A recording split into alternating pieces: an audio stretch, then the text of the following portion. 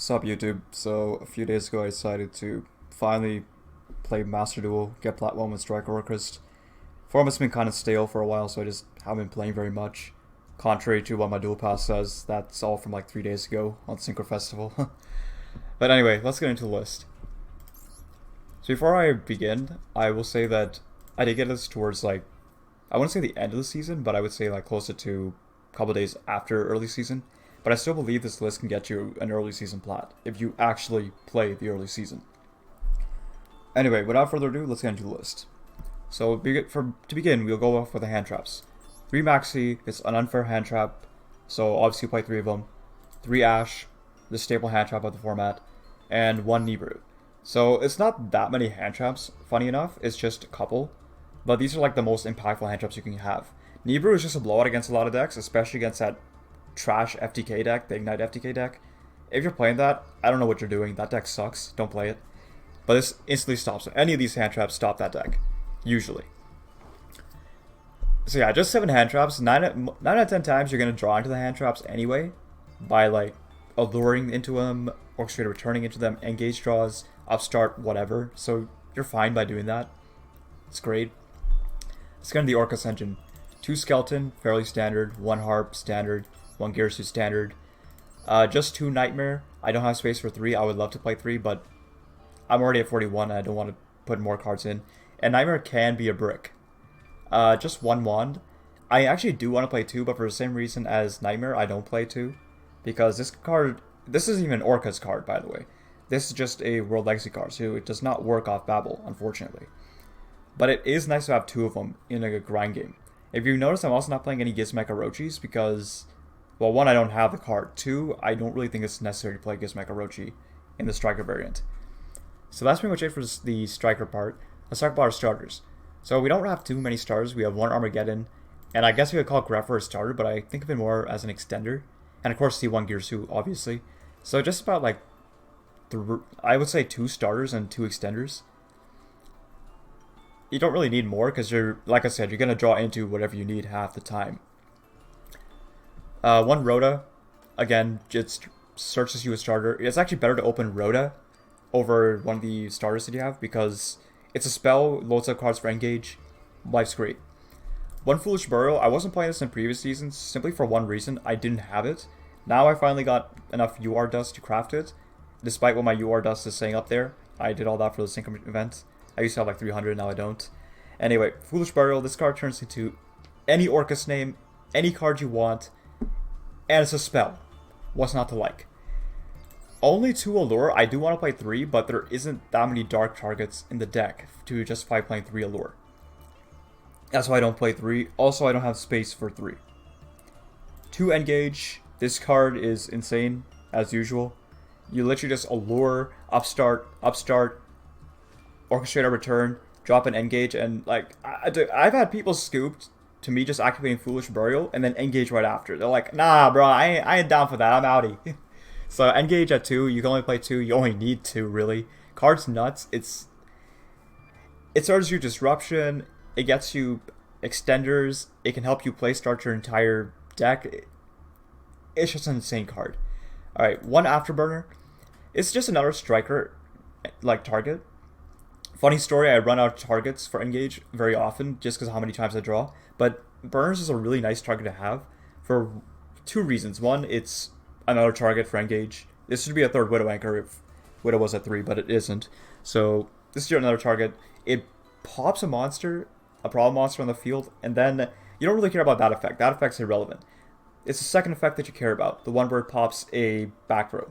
So if you notice, I have 0 back row removal in this deck. This was my back row removal. I know it's a little bit scuffed for back row removal, but it is what it is. This thing can pop anything on the field, any back row on the field, and it doesn't target either. So they don't even know what you're going to hit. You could be hitting their skill drain, their, I don't know, anti-spell frag, whatever they have. Whatever they have. Or if you're funny, you could also pop your own back row. I don't know why you would do that. Maybe you want to pop Crescendo and get a search later, but I don't know. It's very versatile, point is. Alright, so 1 Drone. I already mentioned why this card's good, so I'm not going to explain again. And 2 Widow Anchor. It's another disruption to off Engage. Or you can go second and just pick a board apart because of the striker cards. Did I mention going second is actually not that bad with this deck? Because you have a lot of ways to break a board. Between your hand traps, your engaged targets, and your droplets, you can just break apart pretty much any board except for Rhongo. For Rhongo, you just gotta prevent it from summoning the Rhongo. Alright, so that's the Striker engine. Now we have 2 Orcustrated Return. I would play 3 Orcustrated Return, but I don't have that many Orcus targets, first off. And 2, I don't actually want to see multiples of this card in my hand, because it is, if you notice, a once per turn. So if you draw 3 of them, or sorry, not 3 of them, if you draw 2 of them, one of them is actually a dead card in your hand, half the time. And you don't want dead cards. Alright, 1 Babel, 1 Crescendo, these just Galatia targets, pretty standard. 2 Call by the Grave, and 3 Crossout. These are spells, first off, and 2, you lose to Max C. You don't want to lose to Max C, and sometimes you lose to the Ash Blossom too. So this is just anti-hand trap. I wish Max C weren't in the format so I wouldn't have to play this, but it is what it is. If you don't fear Max C as much as I do, you can drop this for maybe more Orcus targets and more allures. But I'm not taking my chances with the Roach. So 3 Crossout, 2 Called by, as many ways as I can stop as many ways I can stop Max C as possible. Crossout's also nice if you're playing against Striker, obviously, because you can just cross out the engage. That will make a lot of Striker players scoop. It's pretty funny. Yeah, that's pretty much it. And then you have your 2 drop it, like I mentioned before. I wish I could play 3 drop it, because this can set up your entire graveyard for you. And it can stop, like, insane boards like the Herald board. Sorry, the Drytron board, which has Herald. Because that just screws you completely. Or, I don't know, a Virtual World board where you discard Crescendo and the monster. Well, not and a monster, but you discard Crescendo, maybe. And stop the VFD. So Droplet's just a really nice card to have. It sets up your graveyard. It does a lot for you. I would love to play more than 2, because card's nuts, it's a spell. And, best part, you can discard other spells too. So Droplet can actually turn into 2 spells. And then you can load another spell, and then engage. The whole point of this deck is just draw everything you need. Now, I'm going to say a weakness about this deck. Sometimes you will draw cards. You'll draw like a lot of cards, but none of them mean anything. Like, I've had games where I've allured, gotten nothing out of it, activated, I don't know, Orchestrated Return, like dropping a Skeleton or a World Wand. It happens. Sucks when it does, but it happens. Drawn absolutely nothing. Draw like 2 Crossouts and a Widow Anchor. I mean, I guess, sure, you have a negate, but it's not that great, obviously. That is one weakness of this version of the deck. But most of the time, you either sack your opponent by drawing your entire deck, or you don't sack your opponent and play a grindier game, I suppose. You don't lose to Maxi that bad either, because you can just go normal your thing, harp, they Maxi you, you summon Nightmare, that gives them a draw, then you Galatia, that gives them 2 draws. At that point, you Crescendo, set, and then try to pass with hand traps in hand. It's not ideal, obviously, you still gave them 2 draws, but it's not as bad as like playing full combo Orcus, where if you don't summon the additional like 10 times, you just lose. I mean, it's not that bad, I guess. Because you can also have like Widow Anchor or something set in the back row. Okay, I'm just rambling on this one. Let's get on to the extra deck. So 2 Dingirsu, you can get away with just 1 Dingirsu, but having the second Dingirsu is very nice to have, and can actually save you in a lot of games. Especially if you are unfortunate like me and end up playing against Cyber Dragon. It happens more often than I would like it to happen. Funny enough.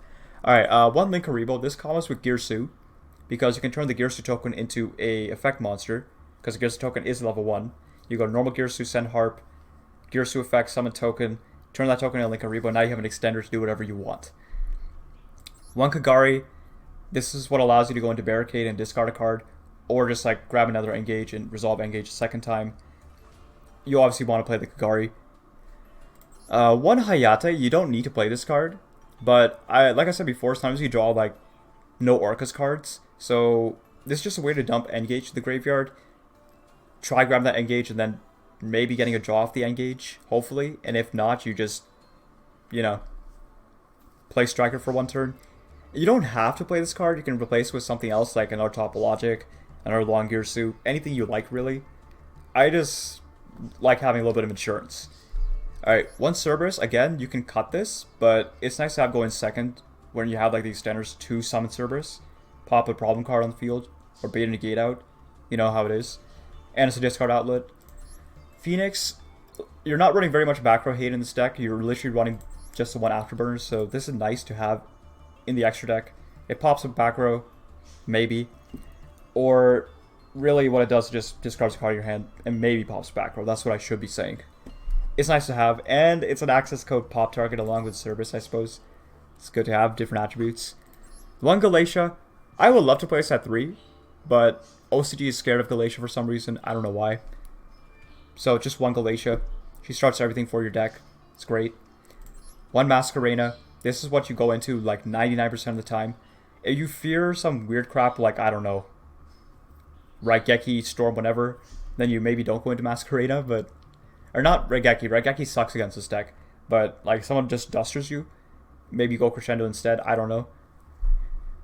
But 9 out of 10 times you will go into IP Masquerena. This card allows you to go for the IP, Dingirsu, and maybe other stuff board. Along with like set Widows or whatever. A player you can do a lot in this deck is like Widow Anchor your opponent's monster to your side of the field. Negating its effects in the process. And then using that monster as material for IP. So you don't even have to use your Dingirsu. Which means you can use Dingirsu for other things, like maybe proc and top Electrospana. Anyway, I'm still rambling, sorry about that. Let's go on to the next card. Barricade Borg. The only reason Barricade's in here is because he is a monster that discards. That's literally his only purpose. If you don't want to play Barricade, you don't have to. But I really would just play the Barricade because... No, I'm sorry, you do have to play the Barricade because it sometimes is your only discard outlet. If you don't play Barricade, you're going to run into issues where you have like drones and Nightmare in hand, but you can't discard because you're going first. Oh, and you do go first a lot with this deck. You can go second though. Anyway, so yeah, just one Barricade. Don't need more than that. One Triss Beta. This card, like I said, we're not running any back row hate, but if you go first and you play against something like Eldritch, Trap Tricks, or any other set 5 pass deck, you just go, okay, Harp effects, summon whatever for my deck, go Masquerena in your main phase after you set 5 cards. Okay, cool. Masquerena, go in Trispana. Activate Skeleton effect, summon the Dingirsu to Trispana zone. Chainlink 1 Trispana to nuke your back row. Chainlink 2 Dingirsu to attach the skeleton that I just banished. Chain resolves backwards. Dingirsu attaches. Then you banish the Dingirsu. Skeleton goes to your graveyard safely. And you banish all the back row on the field. And to boot, you deal burn damage. 9 out of 10 times it won't even play after that. They'll just scoop. So 1 Trispana. And he's a link material for access code later on. So you just kill your opponent at that point. You don't even have to make another Dingirsu at that point. Because if they set 5 pass and you banish the Babel, I think that's like 2k damage. So I guess you would have to normal summon anything or harp summon anything. Point is, you kill your opponent on that same turn after you resolve Trispana. Anyway, enough about Trispana, let's go on to the next card. 1 Nightmare Unicorn. You don't really want to make Unicorn that often off the mask, but sometimes you have to because you don't really have a better option to go into. I'd rather go into Longirsu because he's costless in a way, but Unicorn is an option you have. Like, I don't know, maybe they made it so you have no hand. So, sorry, maybe they made it so that your Babel is removed. So you harped, but your Babel isn't there anymore. So you can't Dingirsu effect, you can't Longirsu effect, you have to go Nightmare Unicorn. It happens sometimes, doesn't happen all the time. So, just play the Unicorn. It's a good idea to play it. Longirsu, let's not worry about Zero Boros yet. Longirsu, this is a target I like to go into with IP most of the time. Because, like I said, he's basically costless. His cost literally says recycle. Oh, no, his cost says target 2, and his effect says recycle them. So, I mean, to me, that's basically costless. And then send one of those cards to the graveyard. It's pretty good. Let's see what else we got here. 1 Zero Boros. Zero Boros I don't go into too often. But when I do go into it, it's because I want to just wipe everything. And I have the resources to actually wipe everything. Again, 9 out of 10 times you want to be able to Dingirsu to his zone, so you can actually like not lose all your resources. But this dude gets pretty big, he banishes everything on the field, and your opponent, in like a simplified game like that, outing of usually gets to what, like 4,600, almost 5k attack. A 5k beat stick is pretty hard to out at that point. And you can also summon him to the middle zone, so if your opponent ever link summons, it just gets banished. This is a double-edged sword, however, because they can play around zero bars, so I don't know, it's kind of iffy going into it sometimes, but most of the time, it's just a blowout card to go into. And finally, we have our access code. It's access code. He kills the opponent. What else do I need to say? Nothing really. Alright, so that's pretty much it for the main deck and the extra deck. If I missed anything, please let me know. If you like this deck profile, please consider liking the video. Please consider subbing if you want to see more content like this. And yeah, I guess that's pretty much it. Let's get on to the replays. Thank you for watching.